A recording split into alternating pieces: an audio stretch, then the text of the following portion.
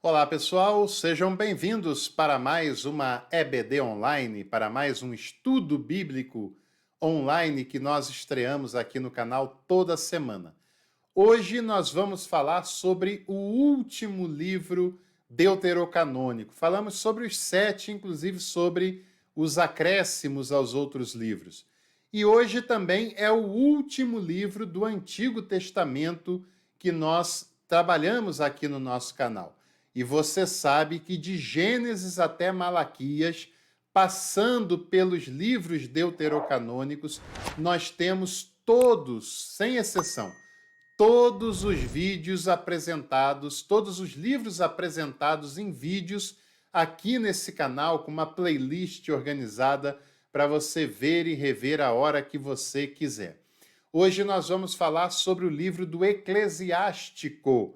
Não é o Eclesiastes, que a gente já tem vídeo dele aqui também. Hoje é sobre o livro do Eclesiástico, que é o maior de todos os livros deuterocanônicos, com 51 capítulos. É um livro bem grande, com temas muito variados, e que era originalmente chamado de Sirácida. Sirácida era o nome original deste livro. Por que Sirácida? Por causa do autor que se tem conhecimento de grande parte desse livro, que era um homem chamado Jesus, filho de Siraque. E daí, da palavra, do nome Siraque, veio a expressão Sirácida, que era o nome deste livro originalmente. Algum tempo depois, esse livro mudou de nome e passou a ser conhecido também como Eclesiástico. E quem propõe essa mudança foi São Cipriano, na Idade Antiga, e São Cipriano foi o principal criador e o principal articulador da eclesiologia. E ele, ao ler, ao estudar, ao pesquisar esse livro, ele compreendeu que o Eclesiástico era o livro da igreja, era o livro sobre o qual a igreja deveria refletir para construir a sua ideia de sacerdócio, a sua ideia de culto, etc. E esse livro foi amplamente usado para a construção do pensamento eclesial de São Cipriano lá na antiguidade. Parte desse texto foi escrito no hebraico e outra parte não é nem encontrado em hebraico, foi escrito originalmente no grego, vem do grego, o que nós temos conhecimento de grande parte desse conteúdo desse livro. É um livro sapiencial, é um livro de sabedoria, um livro de reflexão, um livro de se pensar sobre as práticas ligadas à espiritualidade, sobre o sacerdócio, sobre as práticas litúrgicas e muitos outros assuntos que são abordados ao longo dos 51 capítulos do livro em questão, né? Então tem muitos assuntos que são abordados no Eclesiástico. O autor do livro tem grande devoção para com o templo. É uma pessoa que enxerga o templo como um símbolo da religião nacional, que enxerga o templo em Jerusalém como um símbolo da presença de Deus diante daquele povo, um símbolo de resistência, inclusive. Então, toda a sua espiritualidade, toda a sua reflexão é centrada no templo de Jerusalém. O sacerdócio, o culto, também são assuntos bastante presentes, como, por exemplo, no capítulo 50, se você ler todo esse capítulo, você vai ver tudo girando em torno do sacerdote Simão, né? Por exemplo, aqui ele fala: Simão, filho de Onias, sumo sacerdote, em sua vida reparou o templo, durante os seus dias fortificou o santuário. O alicerce do edifício duplo foi feito por ele, o alto contraforte da muralha do templo. No seu tempo foi cavado o reservatório das águas, tanque grande como o mar, e assim prossegue a sua leitura, que vai narrando e exaltando todos os personagens que contribuíram para a formação do culto, para a formação do templo, para a formação da religiosidade centrada desta forma, né? Já é uma outra tônica, certamente, é um tempo bem diferente do tempo dos profetas, para a gente dar o exemplo, bem diferente dos outros livros, né, comuns aos cânons, e já tem uma outra leitura, uma outra tônica, já uma tônica muito sacerdotal, muito ligada a essa questão específica. Além disso, nós devemos perceber que esse livro não foi escrito também de uma única vez, foi escrito por etapas, mas sempre tendo como foco o templo e o culto de Jerusalém. O Ben Sirac, né, o filho de Sirac, ele viveu em Jerusalém por volta de 200 a.C., bem próximo do período que será o período já do entorno do Novo Testamento, o período da vivência de Jesus, dos primeiros discípulos. Então já é um livro bem mais recente dentre os textos que nós temos do Antigo Testamento, né?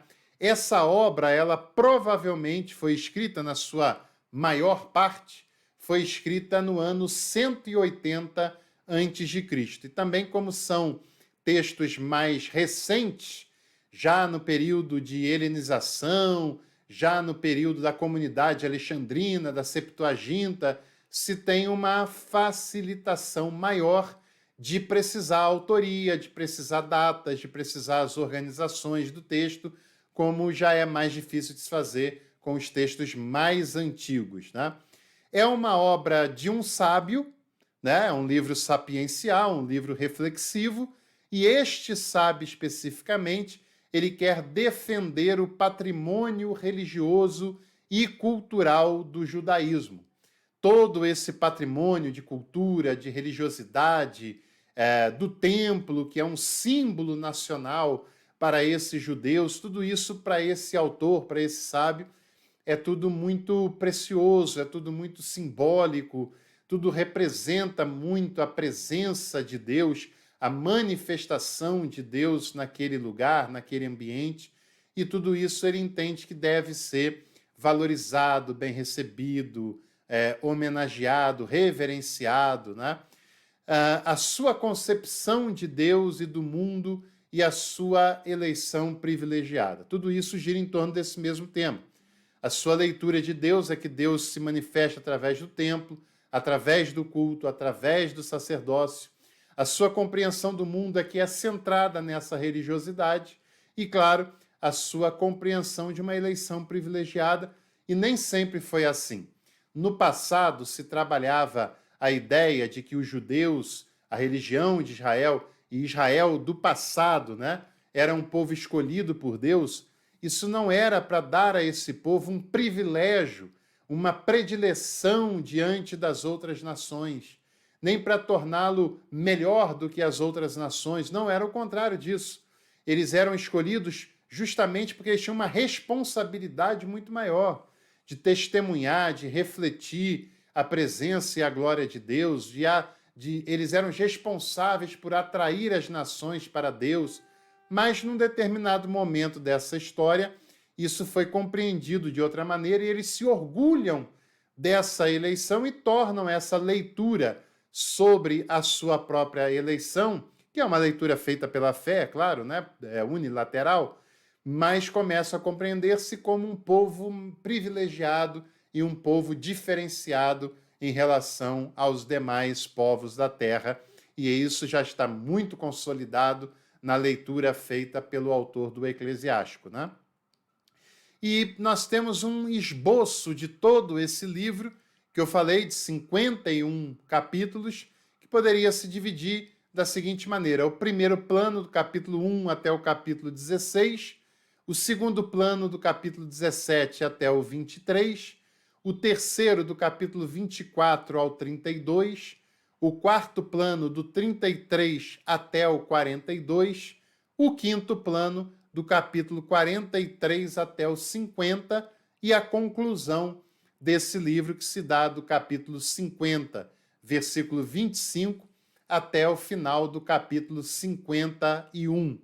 Não é um livro pequeno, né? É o livro, depois de Salmos, o maior livro de todo o Antigo Testamento.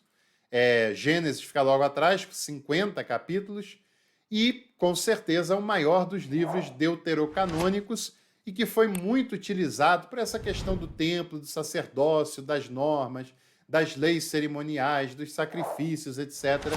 Muito utilizado por Cipriano, já um líder cristão, um bispo cristão da antiguidade, que utiliza esse texto para respaldar muito da sua eclesiologia, e por isso esse livro, que era chamado de Sirácida, ganha a alcunha de eclesiástico, o livro da igreja, o livro da assembleia que se reúne, né?